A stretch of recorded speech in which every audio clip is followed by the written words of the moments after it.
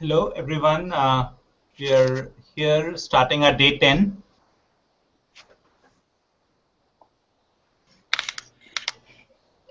Hi all. Hi. Today, the question we start with is the syntax. So, which are the symbols that meaning is contained in? And yesterday we had a good session in terms of trying to understand the game that we play compulsively and then try to read its own meaning and where does that lead us. And today I think it'll mean asking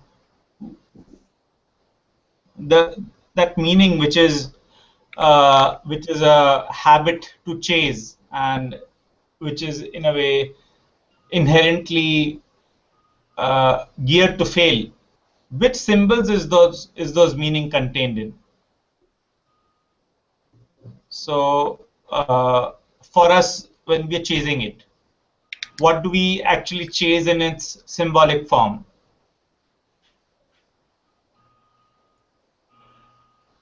There's one thing before going into symbol I was thinking about.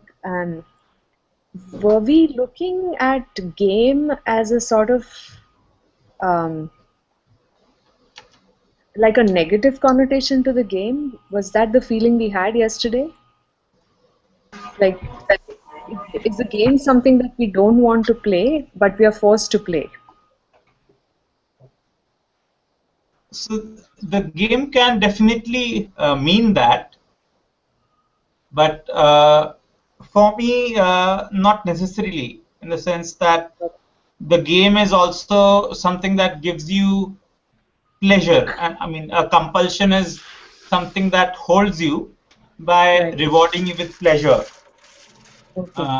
So if you're compulsive about, let's say, uh, arranging a room in a certain way, then it also makes you feel good. Okay. I got that thought was like sometimes when we talk about work becoming play, enjoying your work so that it becomes play, or like we even talked about children and how children are actually in a larger framework than we are, and they have to come down to our level. I think Sam had mentioned this, and I was like, children at play, that game is not negative; it's more pure. So I was just thinking about that. Yeah, and I mean, I would say that also in the corporate HR department, the way they appropriate games and they try to make work enjoyable. Yeah, That's because it's so painful to begin with. yeah. And of So, course, but on the other side, you have the gaming industry. That has to offer this the joy of game as a product and as a necessary with a necessarily deliverable reward, which is right. again I think all which is not possible. I mean, Yeah, so I think between both those poles, I mean, in common vocabulary, the game has become a distorted field with very low, in that sense, affinity or we don't like. Uh, I mean, we don't like to think that everything could be a game. yeah. And like even the word game has sort of become twisted into something that's a manipulation. Right. Instead of basically, it's a self-running narrative system, right? So it's a narrative system that makes it so that has its own rules, and by its Yeah, own rules, it generates its own future. So it challenges, of course, every church there is because it doesn't seem to have a place for a referee in that sense, like we were talking about yesterday. Or Yeah.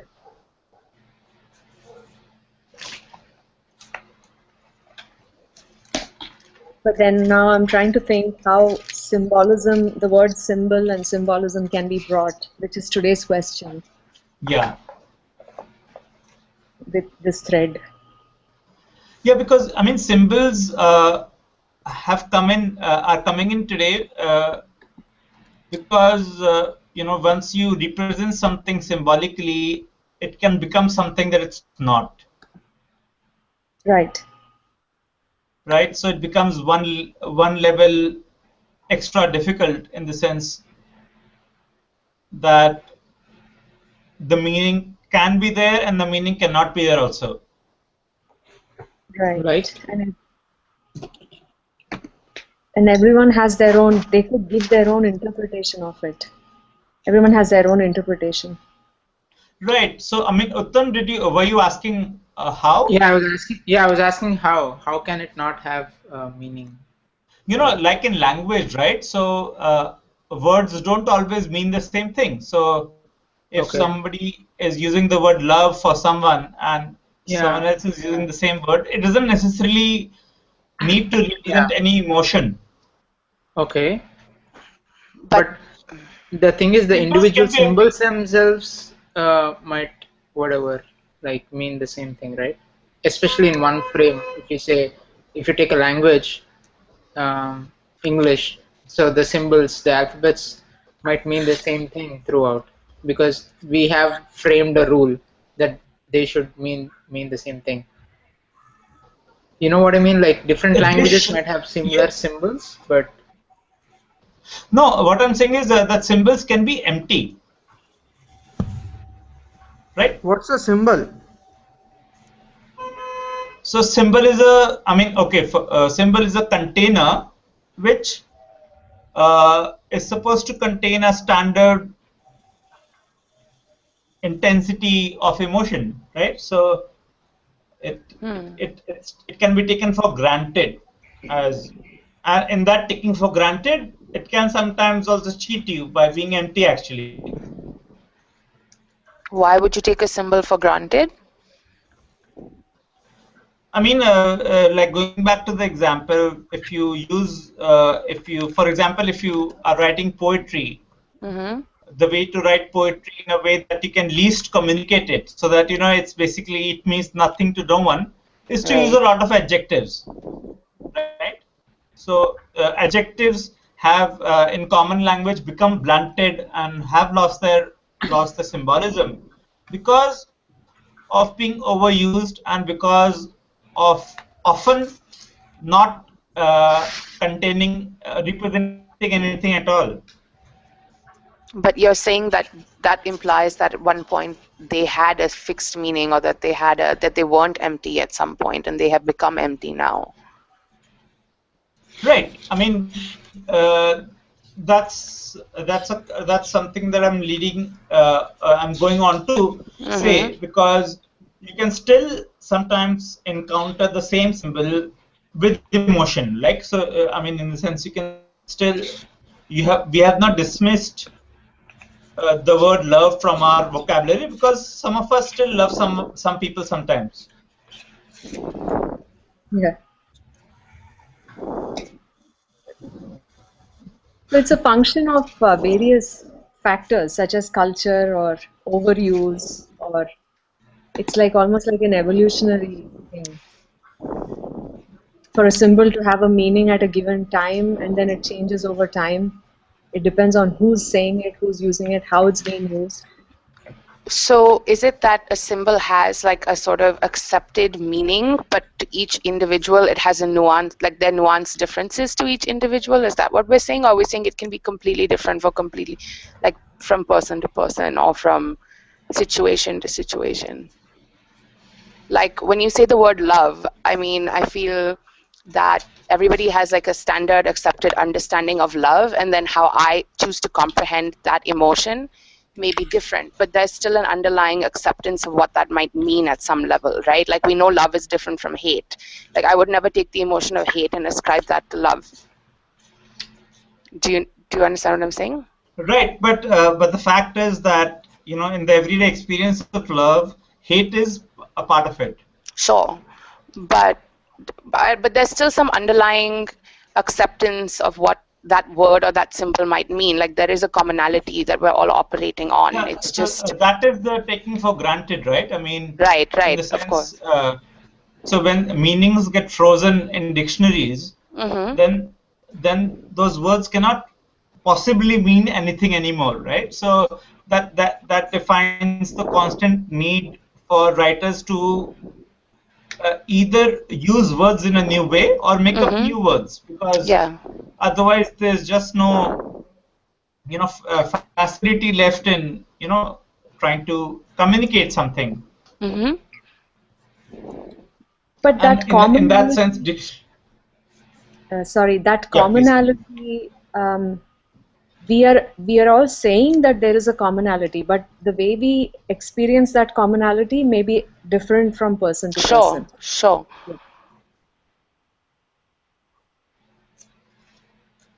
So the commonality is also a symbol. Or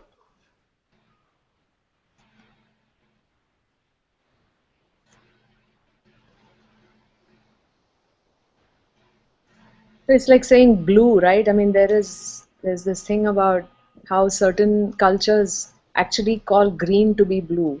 mm-hmm.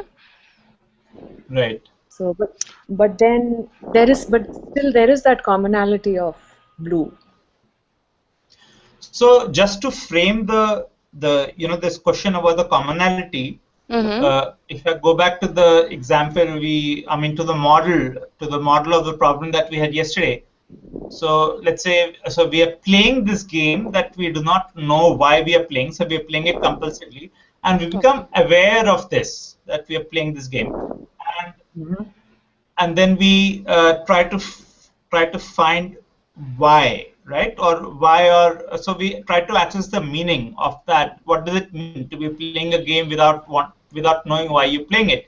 And that Right. access of meaning is an axis of a symbol. That's what we are adding to that model today.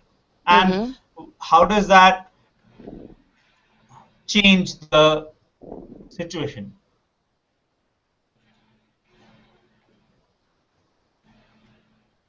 So we are playing games, and we are trying to find the meaning of that game, and we are trying to attribute a symbol to that meaning, Right. and we're trying to understand what is that symbol. Yeah, we're trying But to understand what the symbol is, because that symbol being, I mean, what the symbol is determines what that symbol makes us do. So, if that symbol is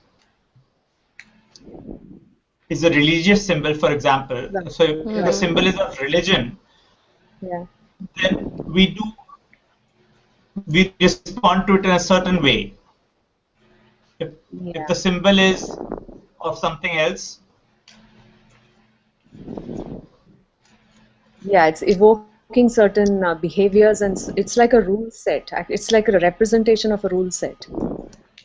yeah, so that symbol is the relationship between us and the meaning. Hmm. Yeah. Right.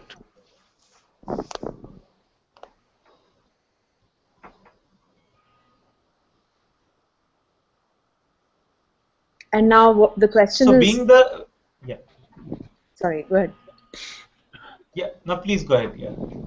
Oh, I'm just trying to think.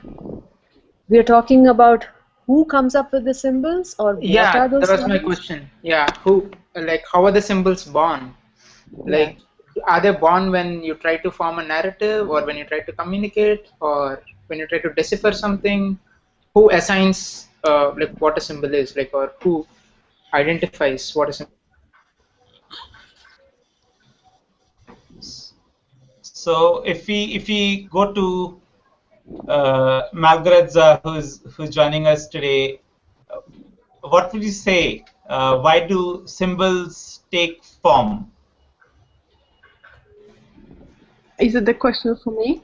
Yeah, so, I mean, if you want to respond to that, if you want to take that question that Uttam has posted, so where do these symbols come from? Yeah, I mean, it's interesting subject for me because I am interested in archetypes, and exactly like, it comes from somewhere very, very ancient times, I think, the symbols. And how do we know that? It's a mystery for me. How do we know that blue signifies something for us different than red, and the fire, and the sea, the water, or different animals has different meaning? It's very interesting, but I don't know. So are you saying that symbols come from a time before culture?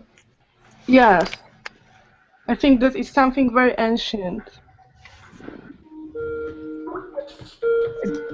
Do we think that language has a similar, if it's sounding like even language is something like this, like the words are symbols for something. So it's like the evolution of language itself. See, Yes, words are symbols, and alphabets are symbols, and numbers can also be symbols, and anything that has that, I guess, a graphic form is a symbol because we ascribe something to it. So like the meaning of one means something to us, and it might mean something different in a different culture,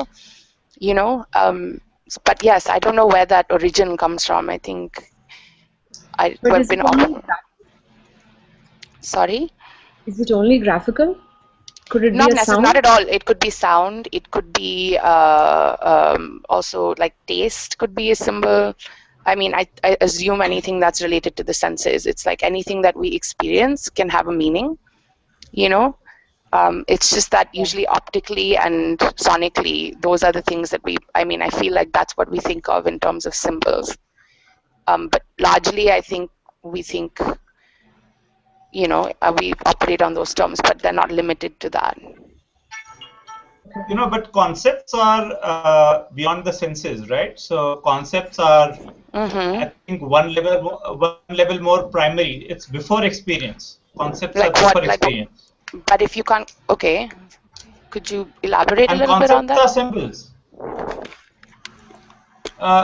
So in the sense that if you have a mental picture or a mental concept of a certain person being a certain way. Okay. So now that is something more primary than anything about the person in a real way, right? It's nothing that has anything to do with the person at all. Yes. So that is before experience. Symbols are and symbols are not. Yeah. Okay. Yeah. I think symbols are the result of approximating an idea. Right. So, like words try to capture meaning. Right. And so words are links, right? So you're saying basically that symbols are links. The symbols are approximations, and okay, they're links to an approximation, I would say. Yeah. You're right. Links to an approximation. Right.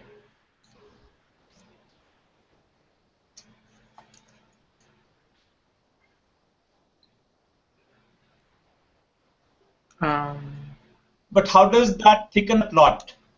So in the sense, do symbols make it? Are they on our side, or are they on the game side? Right. And why does a symbol become a symbol? Is it because of a certain group of people accepting it, or why did that become the popular symbol? Yeah, so if symbols have so much potency in the sense that they come from these ancient times, and if you don't know where they come from, basically, and if they have such power in the sense of changing the flow of narrative without any intention. Okay. then we can actually what is the role that symbols are actually playing. I mean, where do they, because it makes it Do symbol a lot more curious. do symbol provides Yes. ease in communication?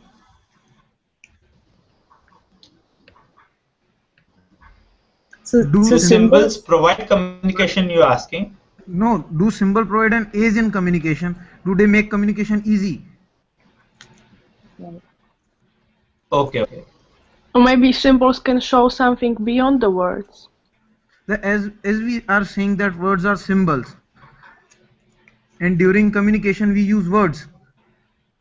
So words make to us to understand our feeling easily.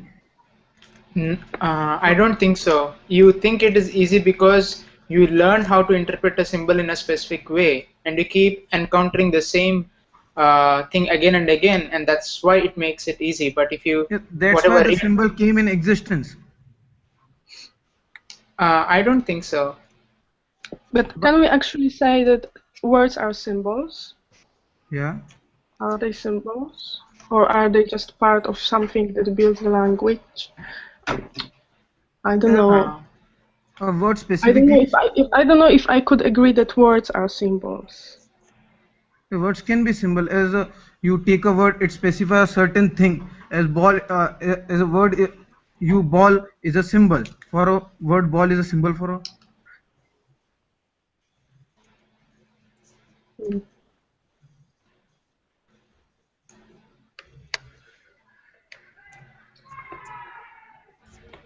It just occurred to me that Prayas, you said symbols are links to experience.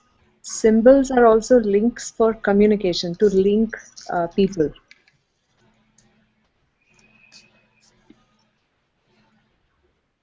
Interesting. Yeah. Especially if you look at it from a religious perspective, a lot Yeah. of people, whatever, try to relate themselves to a specific symbol or a specific, I don't know, um, you know what I mean? Like, Yeah. they relate themselves to a specific symbol, like maybe if it's Hindus, maybe Om or cross for Christians, I don't know. So it's a medium Also, for. Go ahead. Or to look at it like how it connects people, or it makes links between people. Yeah.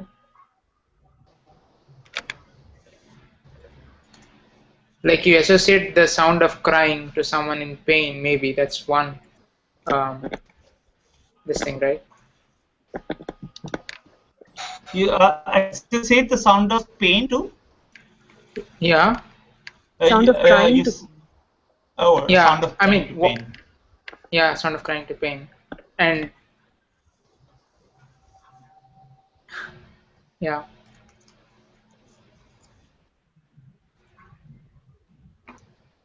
But between all the smaller questions, I would call the question whether if words are symbols, I would call that a smaller question.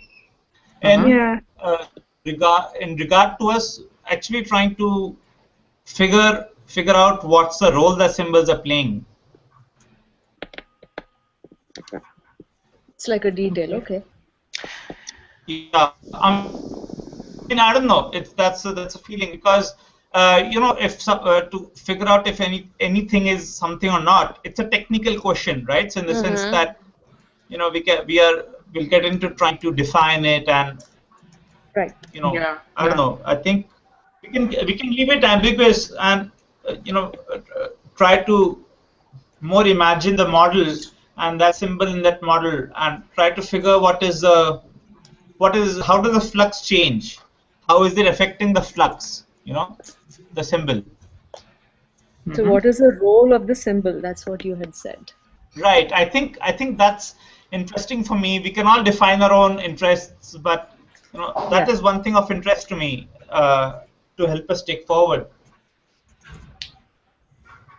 But you are also specifically interested not just in what is the role of the symbol, but what is the role of the symbol to the game is specifically what you're interested in, and how does it change the game or complicate the game. Right. So how does it affect the flux? Right. So I'm interested in this role and what is the how is the role acting itself out?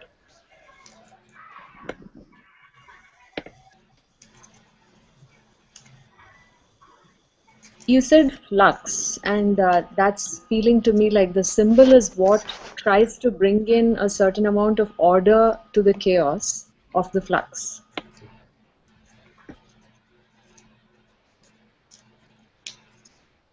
I don't know. Why would you say that? So, so suppose you have a whole bunch of actors who are acting randomly within a space, each one playing their own game within maybe a larger game, and then somebody introduces a symbol, and that symbol starts resonating with some of the players within the game, and they all start aligning themselves with that symbol. So that's kind of what I mean by ordering things within a noisy space. Sure. Yeah, I would agree. I mean, in the sense, it gives it a direction. In the sense, it makes it possible for other actors to make a play, right? So they can all make them move because something has spoken. Yeah. So it's a moment of clarity in a narrative. Yeah, and then the other actors can be influenced by it. Like there are others who don't immediately resonate with the symbol, but like the Facebook experiment that just happened of the emotion contagion. Right. So, Right, but at least it's in the game we can figure that the moment that the symbols emerge is the moment of play. That's when the play is happening. I mean, play is happening anyway, right? I mean the deflection points, like that's when the play is changing. Yeah. Okay. Yeah. The game changed. Right. But then, what is causing the symbols to emerge? Right.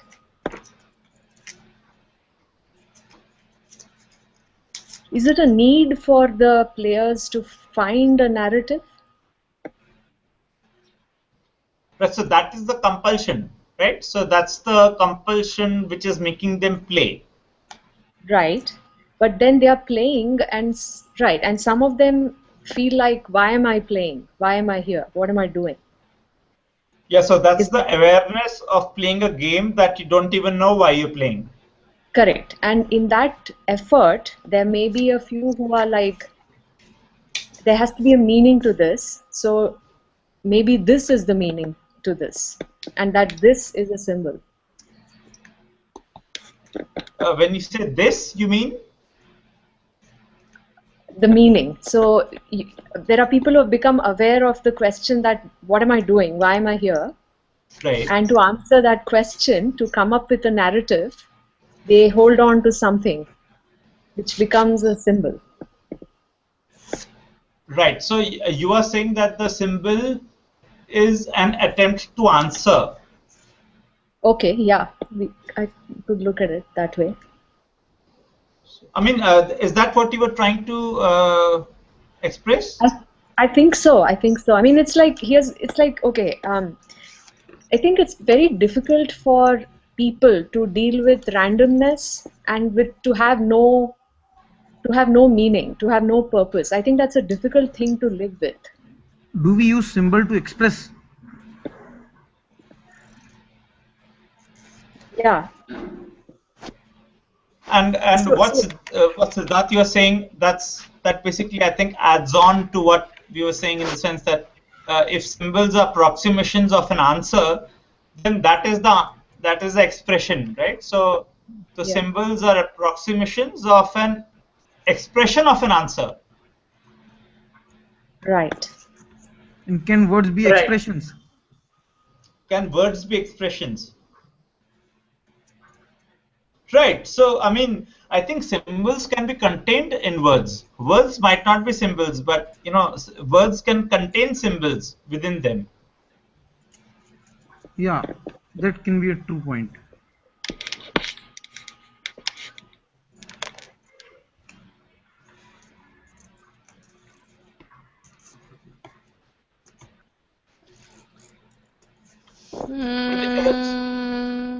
Okay.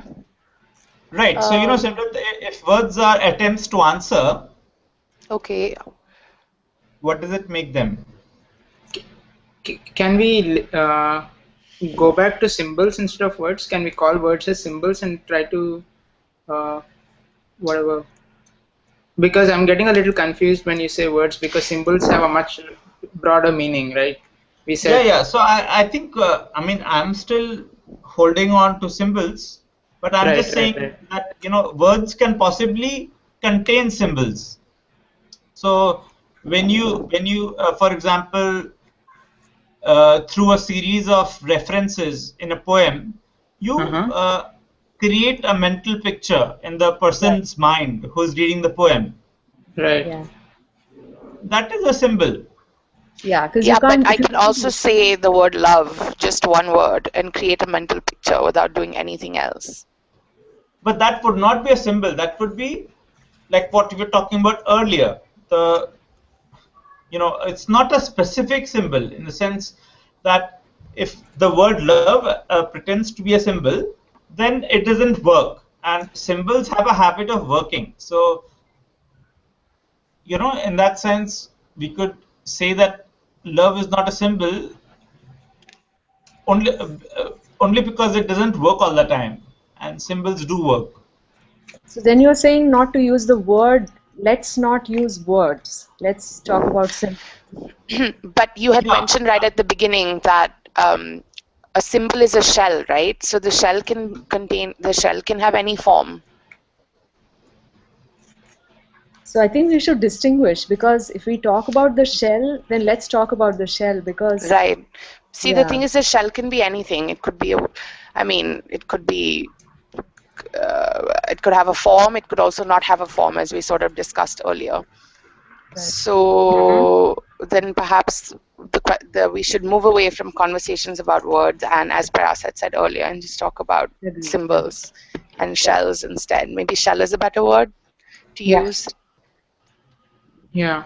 So in that sense, symbols are resting inside shells, right? So right, and the shell could be with form or without form as well, right? That's what we had sort of spoken about earlier. Right. So I mean, concepts can be shells. Right. But how can shell be without form? How is it possible that shell has to have a form?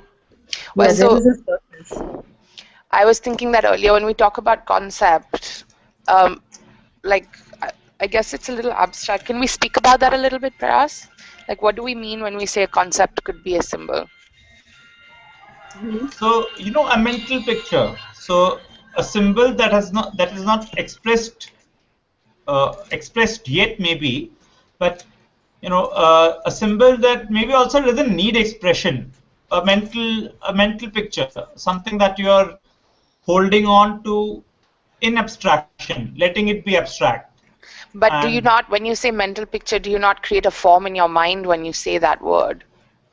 Yeah, exactly. But that's each individual's perception of that concept, and that shell belongs to each individual. Then it's not common. Right. But that's. So that complicates the game? Is that what complicates the game? To a certain extent, I think it does, because each one has their own interpretation then, and then the commonality becomes a little blurred. Communication becomes difficult.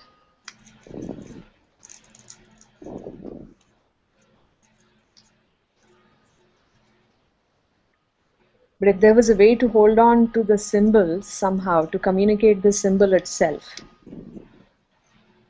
then maybe we would have better communication.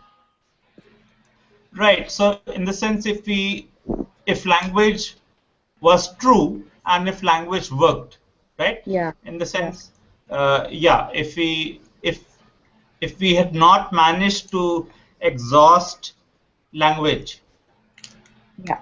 Correct. Because there must have been a time at some point when it may have been more pure language. I mean, we Like, don't know that, but yeah, we no. do. It might Why is have. it exhausted, Prayas? I'm not totally sure I'm on board with that. I think like I the mean, example of the word love, right? Like love is now a tired word.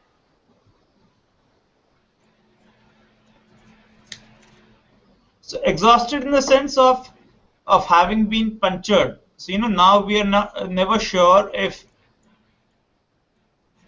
a symbol has a meaning or not. So the original puzzle. So we don't really know, and that not knowing is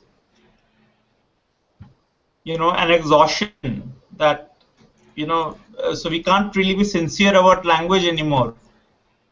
Yeah. Like there's meta to everything. There's sarcasm, irony. We don't even know if a word is sarcastic or ironic anymore. Right, and But I that mean doesn't we don't. exhaust the language. It, in fact, multiplies its possibilities, no? But then isn't it that words become beaten to death? Like what do you do? Isn't it tiring then? Like which meaning should I take? Well, but doesn't, I mean, for me, that would make the game more exciting and Agreed. I mean that agree with yeah, that you keep playing and you're playing and you're playing and you're playing. And yes, you could get tired, but you could also get excited. Agreed. And, Yeah. right. I mean it makes it more interesting in that sense. Yeah. Mm-hmm. There's more to play with.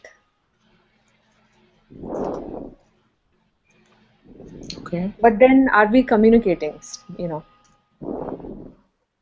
if that's the intent? No, I mean, I think that there could be the attempt to communicate, but communication may or may not happen. Yeah. So doesn't that exhaust language for you? That I that chance, that wouldn't chance to necessarily, communicate.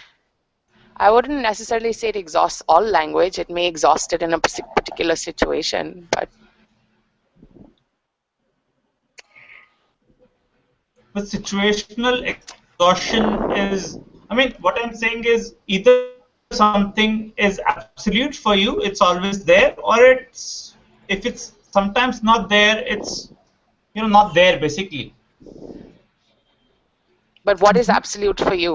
Like, for example, what would be completely absolute in your life? So absolute is what I think what we are all talking about in terms of symbols. So Mm-hmm. symbols always work, right? So Yeah. symbols Right. don't Like get love may be exhausted, an whereas love language may be, does. I would agree with that. Like maybe we move on from like today's the state of today when there is so much noise, there is a proliferation of everything. Maybe we will reach a place where we get exhausted and move beyond it and think that, you know what, I'm just going to keep quiet. I don't want to use words anymore and just make the symbol communicate somehow. Yeah. So, And but again, that is the effect on us, like the inhibition factor, in a sense that if so many people are saying so many things that they obviously know, then I won't bother anymore. That kind of inhibition that emerges from the system is exactly what you're describing in a way. Right. It is a sort of inhibition in the sense like there's so much noise, why should I add to it? Does it even make any sense anymore? But there Right. is then also a sort of freedom. There is also freedom from the noise. By not participating in it. Yes, by not participating and by trying to find maybe some by stepping back. You're stepping back from the game. You're saying, you know what, I don't want to add to this. but what would like what kind of situation would that entail? Because this is I feel maybe the conversation is a little bit geared towards language, and I'm trying to think of other symbols that we have that are not necessarily words or language. So if I can give an example, it's like I'm being very much on the physical plane, but there's so much music. Yeah, There's which is a language. genres of music. I mean, there's so much. Like, really, is there any need to add to this? I mean, Parvez, would you like to jump in at this point, in the sense, you've been here and I don't know. No, I just logged in. There was some technical error at my end, but yeah, hi everyone, and interesting. Hi. I think this symbol thing, when you're talking about symbols, the non-verbal symbols, I mean, words are the most common, but the others, there is enough, and in fact, we wear our symbols all the time on ourselves. And the idea that there may be a time when we won't want to talk and use symbols instead, which are non-verbal or whatever, we are already doing that along with this. So the whole notion, for example, of having a certain kind of a car or wearing a certain t-shirt or whatever we are wearing, everything is a symbol. Even the haircut is a symbol. So we are using all the non-verbal symbols all the time. The only thing is that I think words begin to dominate because language probably was one of the most primitive, what to say, or one of the oldest way to become an elite. So language has always been that part of the elitism, and the rest of them slowly started acquiring a greater value, the other things which are silent and on the side. So symbols, I mean, we are always using symbol, and we think that the words are the most important thing. And another interesting point which occurred to me when I used to work in psychiatry, one of the most interesting sentences which I had learned was that the assumption in psychology is that language is equal to thought. And that is where you start understanding psychology. So whatever the person says, you take that as his thought, which itself has so much, you can't really express a thought in words. But if that is the assumption where psychology starts, then I don't know how much of psychology is of real use in this thing. So anyway, so how do you make sense of a thought if you don't express it in words? You can express it else how? No, I'm not saying that I were making sense. Words are probably one of the most, the best thing or the nearest to the thought. So in psychology and psychiatry, the assumption that word is equal to thought is the best possible thing probably they got started at, the starting point. Right. So you would diagnose a compulsion by hearing the description of the the compulsive behavior, and rely on maybe other cues to figure out whether it should trust this expression or not. Yeah. So now, at least as in practice, and I'm sure that's how it must have evolved, that you use the word to frame to create the frame, and then you also look at the non-verbal symbols, which are equally important in both psychology and psychiatry. So you're always looking and watching and listening for other things. But in psychiatry, I'm sorry, compulsive liars would be hard to diagnose then. Compulsive what? Liars. Liars. Yeah. Sure. Sorry, but also in psychiatry, an undue, or I would say a lot of importance is placed on the expressed symbols. So in the sense that your dreams, or analyzing your writing or your poems or your short drawings. test or something. Yeah, like how you read symbols and how you write symbols. And so there seems to be this tendency of wanting to go beyond language because language is noisy. Right. Yeah. And a lot of us have a tendency of not exactly expressing what we are thinking for various reasons. Yeah. So is then language a tool that it's essentially a tool is what we're saying. It's not necessarily the symbol itself. It's just a tool we use to comprehend the symbol. Yeah. Yeah. I mean, it's a plastic. Language is a plastic entity in the Right. sense that, like the symbols that language can possibly contain doesn't really affect language itself. So in the sense, if you're lying in a poem, Mm-hmm. the poem won't care that you're lying through it. Right. Yeah. So language in that sense is, I would say, it's uncaring, right? Mhm. Sometimes language is even malicious. That's how I see it. Yeah, by allowing you to say things that you don't mean, it's Yeah, exactly. in a way siding with your malicious intent. Yeah, and like not having words for the things that you should be saying. Right. And so in that sense, conspiring against you. Correct. Yeah. So in that sense, if you're all in this sense okay with moving beyond language into talking about symbols which are non-lingual, Mm-hmm. Yep. then Yeah. what can we say about the role that symbols play? Mhm. For me, again, I go back to a shared, just trying to survive, just trying to make sense of all the inputs that come in and into my limited structure so that I can survive.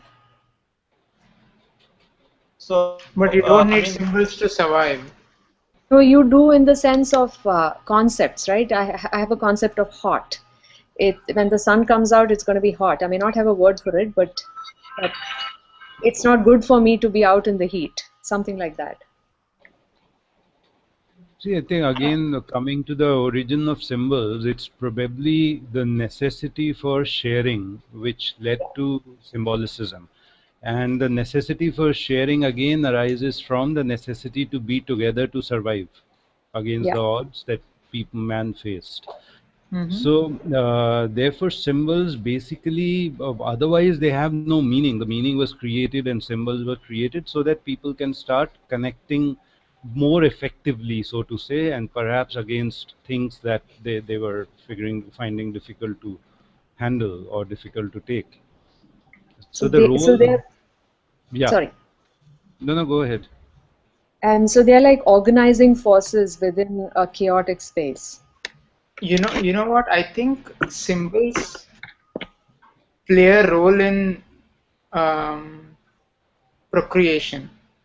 You know, like say seasons, they indicate the animals and the birds like when to, I don't know, like breed. I mean, lot of nature is full of symbols, right?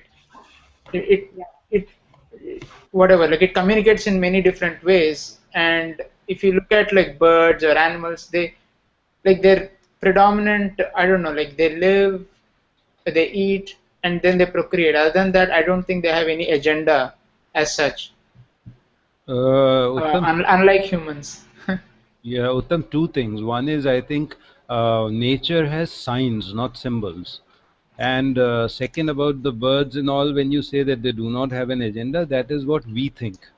And I have really no clue. Maybe they have an agenda. Who knows? And one of the key agendas, if you even talk about procreation, then one of the things Uh-huh. is what are we trying to survive from? Because we know ultimately we as an individual will die, Right, right? But right, the right. symbolism comes from a sense of a survival of some sort. And what is that survival? Is it then, as there's that whole discussion that it is just that we are living for procreation and passing on the DNA, and it's the Uh-huh. DNA which is the key player. We are just a shell for the DNA to Right, let it right. pass on.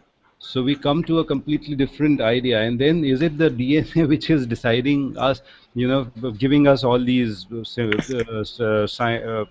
triggers to find Uh-huh. symbols, to do this, to do that, and continue Yeah, going yeah, yeah, survival? yeah. Or are we really an entity, or is it the mind which is an entity? Which of the three is the entity really, who's governing? I mean, the way you just, sorry, the way which you just said, it makes me think of symbols as cordyceps. You know, Hmm. cordyceps which infect an insect's mind, and they make it like zombies just so that the spores can whatever, like for the spread of the spores. So maybe I think if you look at it in that way, like symbols are actually trying to control our minds, and all it needs is a container for the DNA. Yeah, but that takes us back to the earlier question of why. I mean, so why would symbols try to do that, in the sense that, I mean, that point in the conversation where we were wondering about the emergence of symbols and what causes these symbols to emerge in the first place, right? So, I mean, that is not the same. That is not the same as asking what is the origin of symbols, but what is the in the narrative at that point at which symbols emerge. So, which is the player's efforts to answer the question of why engage in a compulsive thing. So I'm just saying, in that attempt to answer, when the symbols emerge, they don't emerge from the player's mind, right? They emerge from somewhere else. Right. So what is that? Yeah, if we are saying that symbols emerge from something else or some other place, then that means the mind also emerges from somewhere else. So then we are already focusing on something else rather than the mind. So whether the mind creates the symbols, or is it something else which leads to the mind and then triggers it to create the symbols? So what would you say? Where do you think symbols come from? I mean, what I said was probably this is the necessity of survival, which has various mechanisms which man was trying to figure out. And one of them was figuring out symbols so that they can start connecting and forming a larger force, huddling together, to make But a crowd. are they cultural entities, or are they pre-cultural entities? What would you say? How would you describe them? No, I think they were pre-cultural. Yeah. But now, at this point of time, I do not know what they are. They are everything. I mean, we live today. We are just living by symbols. We are talking by symbols. We are wearing symbols. We are just symbolic identities, in fact. So even if you're not saying anything and you step out on the road, people will immediately place you in a certain way, at least even before they hear your name. And with the name, yeah. Yeah, it's actually a very annoying thing when you don't want to be labeled, but people want to put the identities on you, depending on their interpretation of what you are wearing or whatever it is. Yeah. But I think cultural currency, in the sense, cultural symbols can be separated from the abstract symbols that we are also talking about. Yeah, You're talking about, they're not necessarily the same. you're talking about pre-cultural symbols, for example. I think Prayas is asking, are symbols part of the culture or the pre-culture? No, I think any cultural currency. Could you repeat that?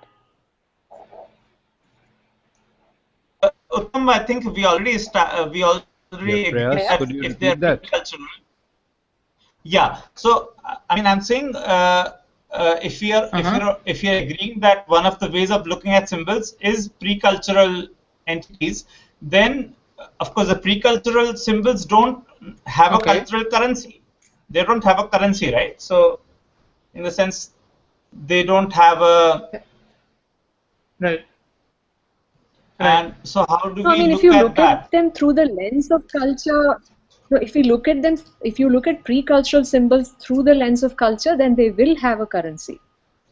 I'm saying remove the culture altogether. If we just go back to pre-cultural. Right. Even if and you like don't look. Yeah, please go ahead. No, please. I was just emphasizing what I heard. Please. Okay, I am just saying that even if we don't look at it from cultural perspective, even then pre-cultural symbols will have currency, because Right, they exactly. the original survival mechanism, so that was their biggest currency at that point of time to survive, which is true even today. So I mean, in a way, to find our way out of this maze, I would say. So if we don't try.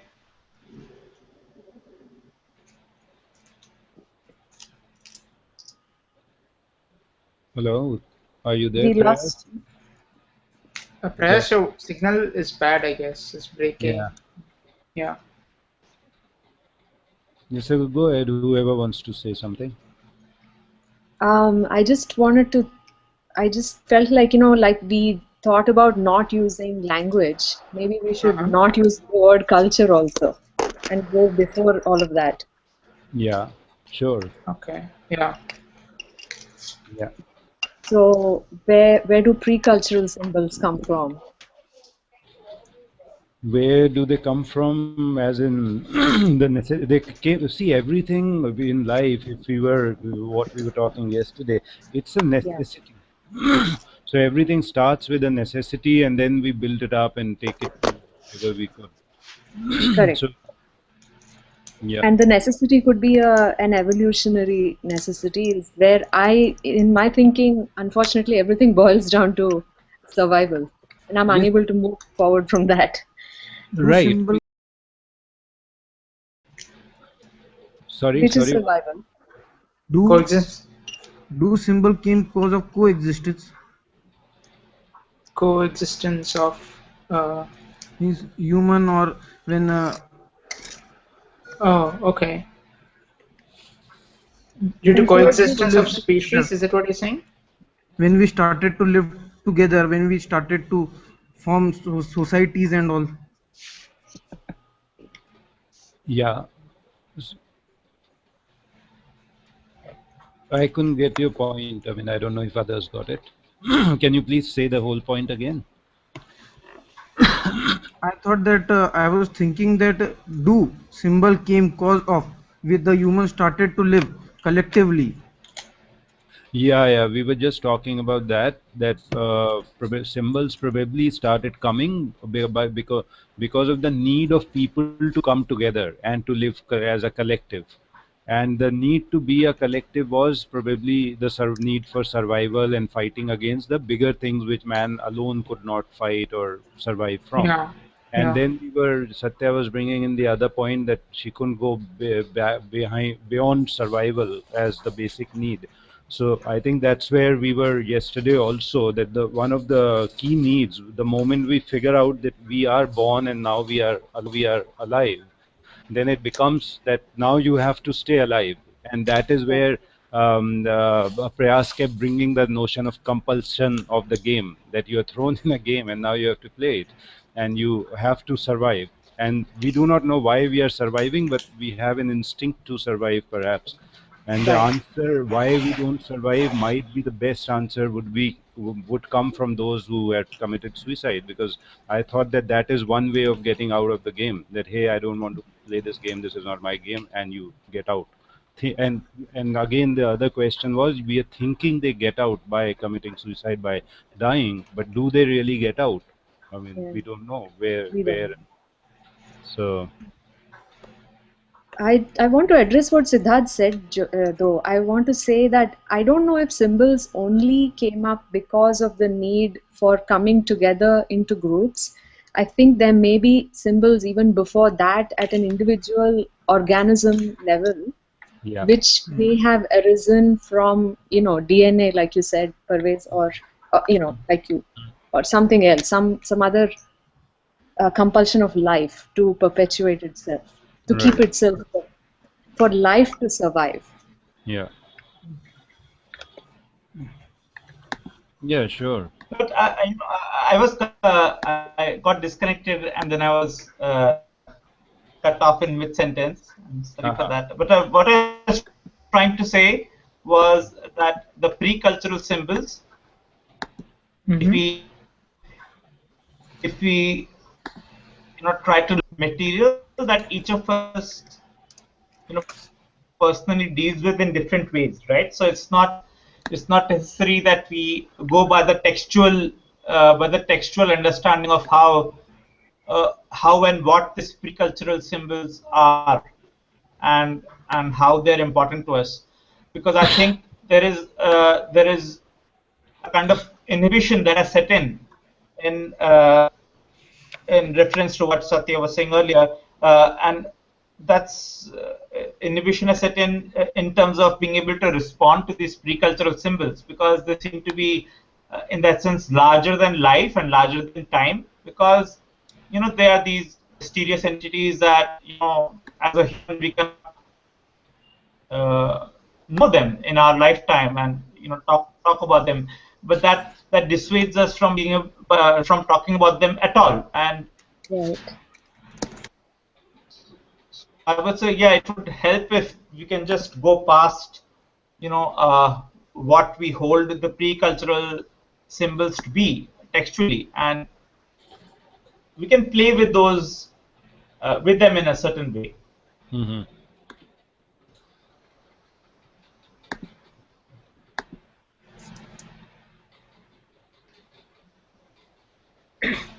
Yeah. Do we have like a common agreement point, like on what? Pre-cultural symbols. Yeah. I'm trying to think on that. Okay.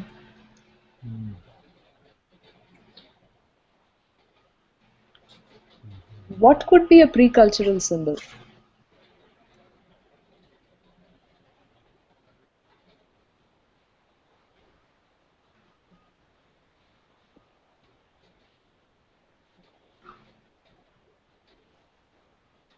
I think symbols are continuous, and there isn't any pre-culture as when we think of in frame of continuity, like time is continuous. So I think symbols have been from, I don't know, they've been throughout. Right.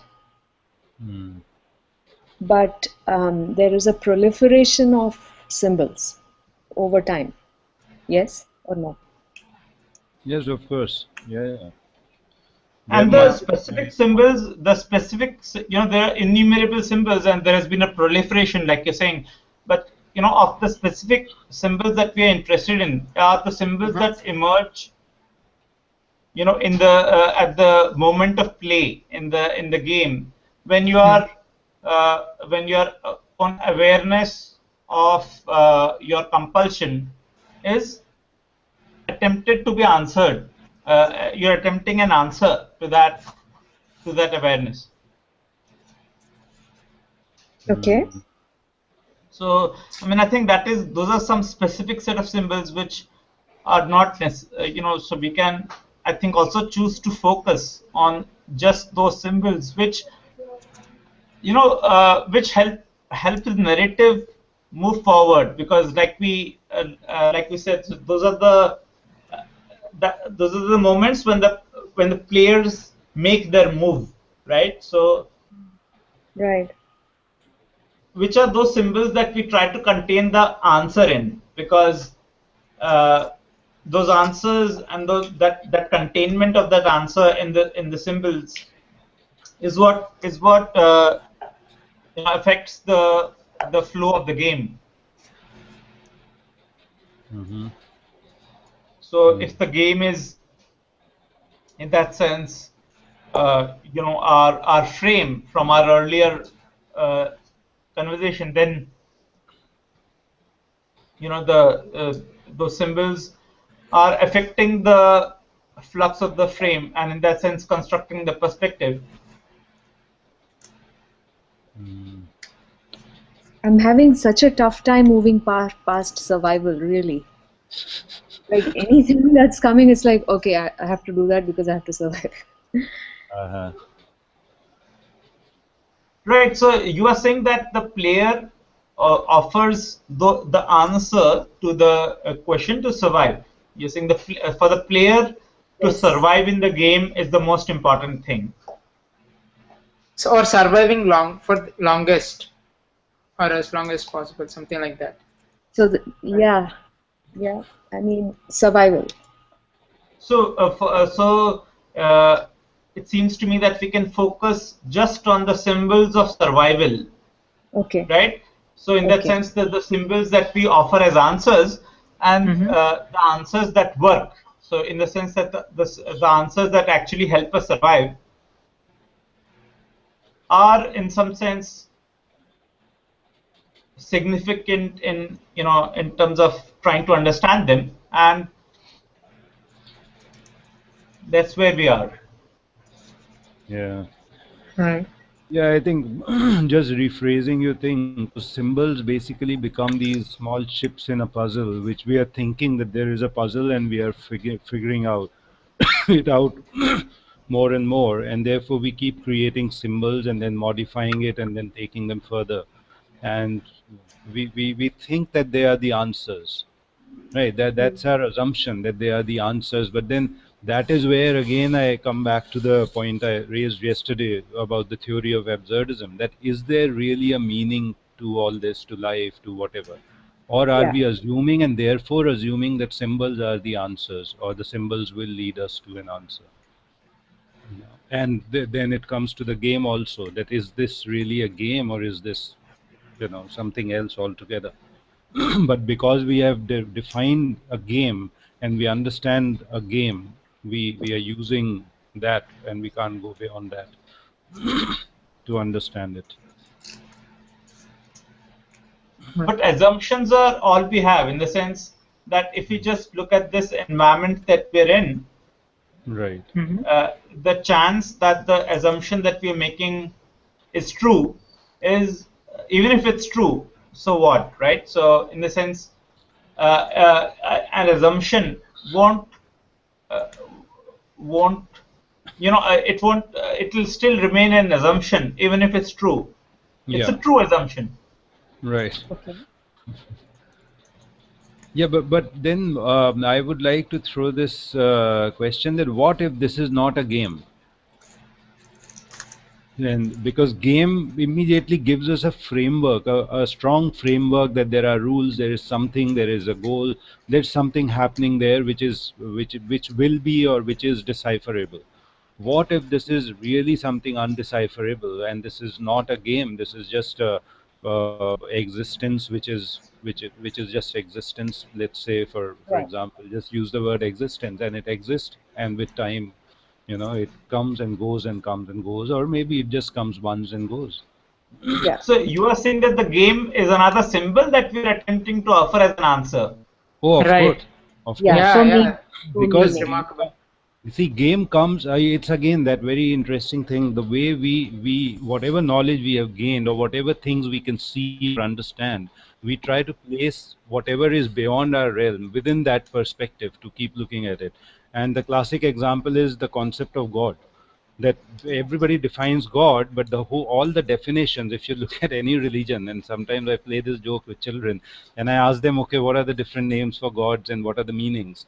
And it comes to all those meanings which people want a benevolent father, a father figure, or an employer to assume, and that is what God's definition actually comes to.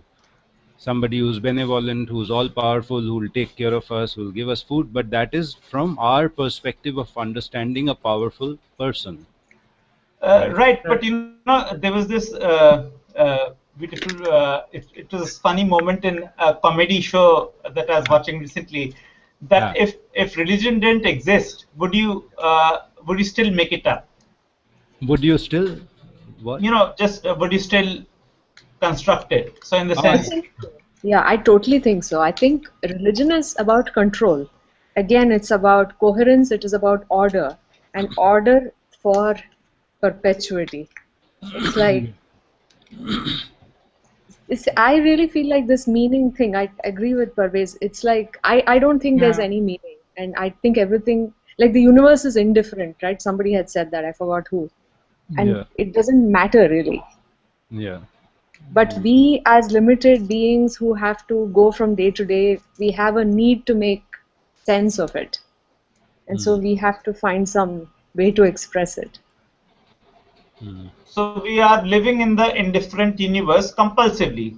If we discard the framework of the game, right, Yeah, Mhm. yeah, right, we are living in that sense compulsively, and trying to come up with answers to the needling doubt that we are just living compulsively and we don't really know why we are living. Yes, that's a difficult thing for a lot of people actually, to not have meaning. Yeah. See, if we the whole problem why people try to ascribe meaning is that the moment you take meaning out of the system of life at this point of time where we stand today, everything will fall apart. Or Right. the culture, the countries, everything, all the notions will fall apart, and people say, "Hey, what the hell, man? I can live up by my own or live my way." Right? So that is the problem because of which, and that is what has been knotted throughout civilization slowly. So there may be a meaning. I'm not just saying that there may not be. I'm just wondering, is it really a game with a meaning, or could it be a game, just an existence without a meaning? So both are possible. So I have no clue. But the And game, like you're saying, the absence of in the absence of holding on to a desire to find a meaning, yeah, things do break down. In that sense, the notion of the break of a person going through a breakdown for us is someone who is feeling meaningless, who feels that Yeah, why should I do these things that hold no meaning for me? And absolutely. so meaning, Like, getting used to life without a meaning. yeah, yes, exactly. And that's eh, like post-religion, right? Like that post not yeah. having those structures. And then the question is that a problem? Getting used to life without a meaning. I mean, then we come back to what I think Uttam had pointed earlier about the birds, that they don't have an agenda. So, and I don't know if they have or they don't have, but suppose let's assume that they don't have an agenda. Let's assume the bacteria don't have an agenda, and still they're living and they're fine and they're surviving. So that means survival or living a life is possible even if we don't search for meaning, or even if there is no meaning to it. Even if it is just an existence, it's fine.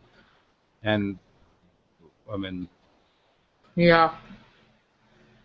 See, I think what I feel like is human beings have this thing called self-awareness, which ended up causing them to ask these questions or whatever. I mean, whether humans are around or not, everything else will go on just fine. Like all the other organisms, life, whatever it is, bacteria, it'll all just go on.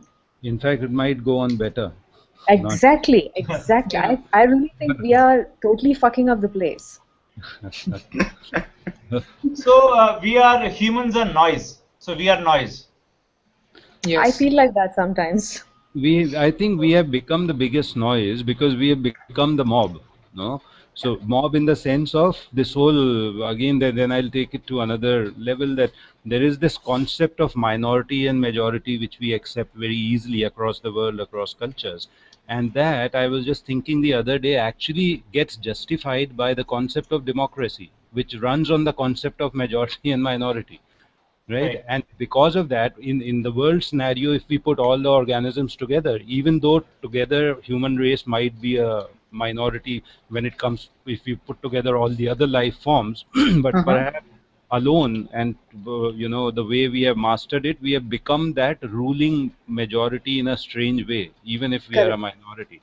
And correct. that is where the whole problem probably arises from, that we think we can take decisions on behalf of the others, and So within from do you that. think the democratic system of majority rule, do you think that applies to our mind also? Like in the sense, the one who is in control, the pole, the sense, the voice which is in control in the mind. Do you think that that voice represents a kind of majority control? I feel like if you have a value system, then whatever is your predominant values, those will be the things in control. So those values, again, if I were to bring it back to that example, now what is a majority in that case? A majority is a mob, because if we agree that the majority will decide what happens wherever, then we are talking about a mob will decide what will happen, and whoever is the mob. And sometimes we see that the idea of majority and minority also changes to not necessarily numbers but to power. So who has a majority of power decides what the people with or the other group with less power will do. And the same then when you're talking about values in your head, then again it is the dominant values, so to say, wherever they may come from, who become the mob and decide to rule over.